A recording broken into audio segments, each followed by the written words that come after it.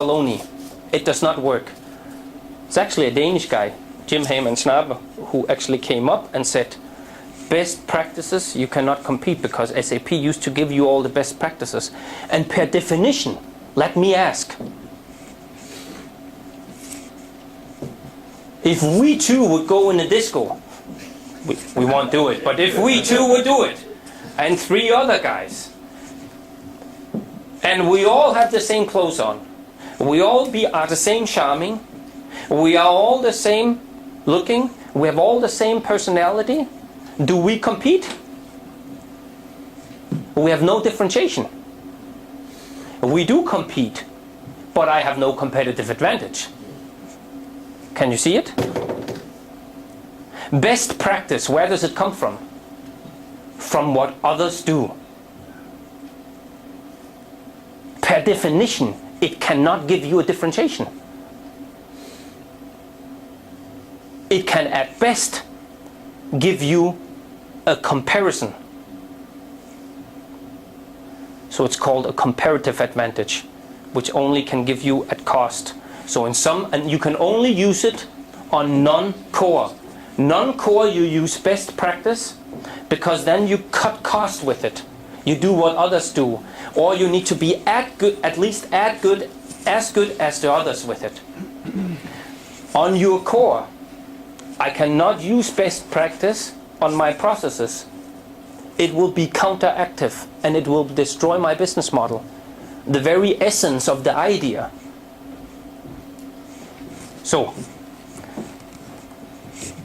here, you need to try to compete on differentiators. And that is what we are talking about on BPM and on business model. When you innovate, you really need to innovate on the process level and on the business model level. And you need to have defined before what do we need to do in a totally different way. I was just a couple of weeks ago up in Sweden for Försäkringskassan. They like really big. And they said, yeah, but we don't really need to compete because first of all, we have no competitors. And obviously that is very good because that gives you kind of a market security. It says, and somehow what they get from us is what they get. They need to be happy with it. Obviously this is a good thinking too, but they do realize they need to be better in some things. And there they needed to have this. Then they needed to cut costs in areas. There they needed this. And realizing that. So, last one. 80% want a corporate-wide matrix for business performance. Only 10% feel that they have this beyond KPIs and PPIs. Very interesting. In the start, everybody said, oh, we have it. It's all done. Here we have it. They realize they do not have it. This is how it should look. You have your strategic business objectives, your critical success factors. And by the way, if the CEO has some business objectives, you can break them down to any one of the critical success factors in the line of business when we're talking about when we come down here. But this part is mostly not done and interlinked with BPM, and that's the difficulty. I do realize that would be a lot of work, but that's the part where you jumpstart from, instead of being this a continuous improvement all the time and then thinking, oh, we've done BPM and we've done SOA, where you really change the output. You need to interlink this to the KPIs, then to the process performance indicators. This is how it looks. So let's make an example. This is just a random example. Accelerate profitable growth. Obviously you need to have an indicator to that as well. And the company always does. Growth by 17%, market share, profit by 9%. That is interlinked with the critical success factor. Obviously in this case this would be the CMO's critical success factor.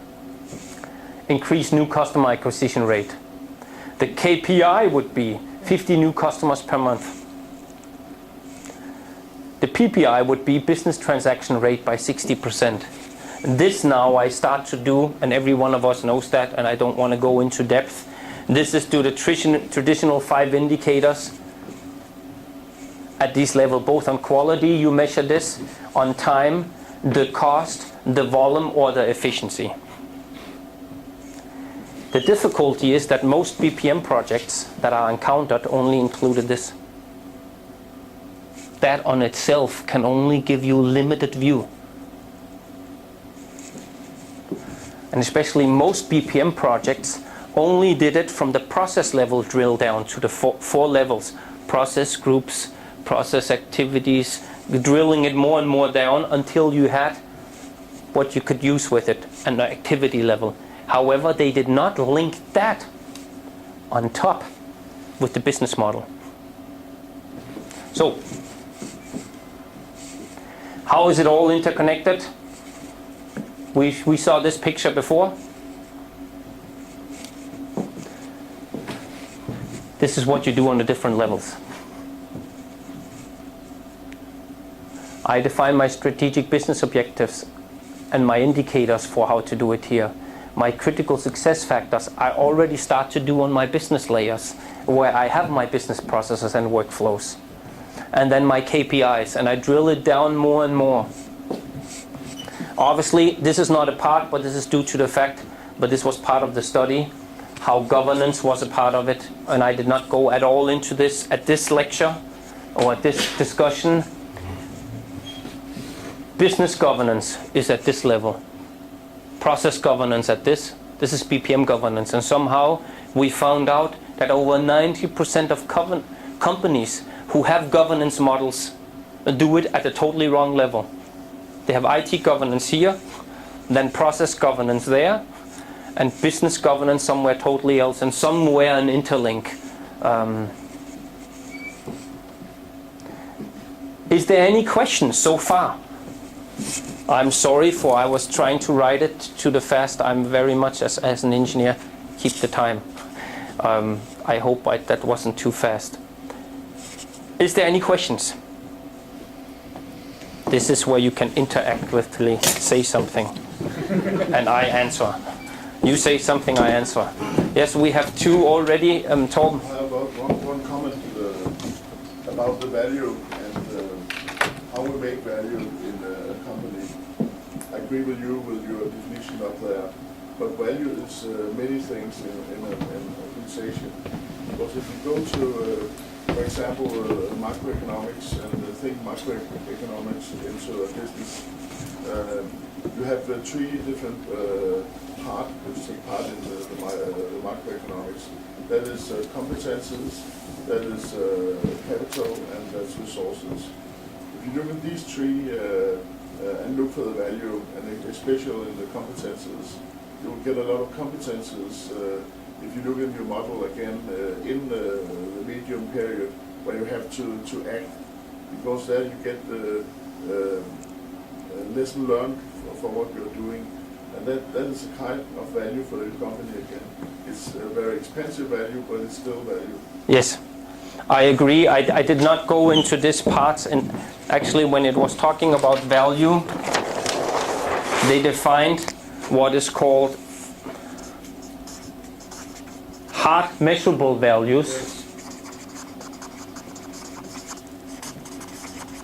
which most do, but is very difficult because that's the part where you need to interlink with it. And this on the typical view of strategic, tactical, and very down on the operational. What they, however, defined as the biggest source of value, those outperformers, that was the soft values.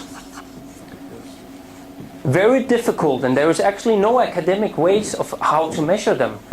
You can only define them, and this is the reasons why it was drilled down, because if you are saying we need customer loyalty on itself is not measurable. You would have to break it down and say, well, we can get it for customer retention, how many come back, how many buy again, how many buy more, etc.